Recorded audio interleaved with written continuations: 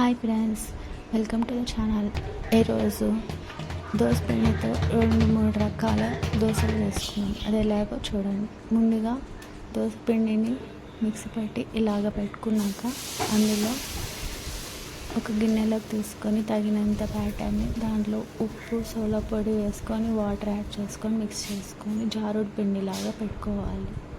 తర్వాత ఒక ప్యాన్ తీసుకొని ప్యాన్ హీట్ అయ్యాక దోశ బ్యాటర్ని వేసి బాగా స్ప్రెడ్ చేసుకోవాలి. స్ప్రెడ్ అయ్యాక దానిపైన పన్నీర్ని తురుము పెట్టుకున్నాక క్యారెట్ తురుము యాడ్ చేసుకొని దానిపైన లైట్గా గీ యాడ్ చేసుకోవాలి. ఒక సైడ్ రోస్ట్ అయ్యాక ఇలాగా తీసి సపరేట్ చేయాలి. నెక్స్ట్ అదే ప్యాన్లో మరో స్పూన్ బ్యాటర్ని వేసేసి బాగా స్ప్రెడ్ చేసుకోవాలి. ఇప్పుడు ఎగ్ని బౌల్లోకి తీసుకొని దాన్ని బాగా బీట్ చేసుకోవాలి.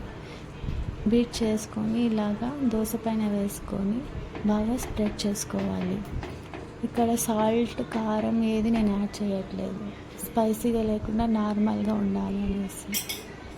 తర్వాత గీ యాడ్ చేసుకొని 2 సైడ్స్ దోశని బాగా రోస్ట్ చేసుకోవాలి.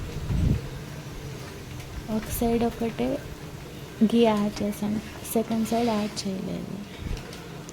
ఇలాగ 2 సైడ్స్ రోస్ట్ చేసుకొని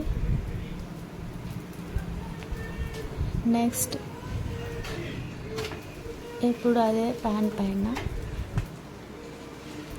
ఇంకో స్పూన్ బ్యాటర్ యాడ్ చేయాలి.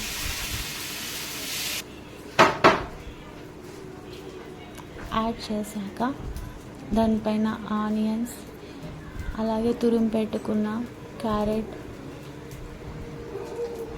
ఇంకా ఏదైనా ఇడ్లీ కారం పొడి అలాగా యాడ్ చేసుకోవచ్చు. ఇక్కడ నేను ఓన్లీ ఆనియన్స్, క్యారెట్ తురుము ఒకటే యాడ్ చేసి దానిపైన గీ వేసి బాగా రోస్ట్ చేసుకున్నాను.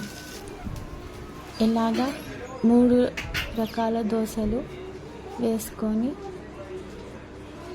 పచ్చడితో సర్వ్ చేసుకొని మా పిల్లలకి ఇచ్చాను. గీ తినడం వల్ల బాగా హెల్తీ.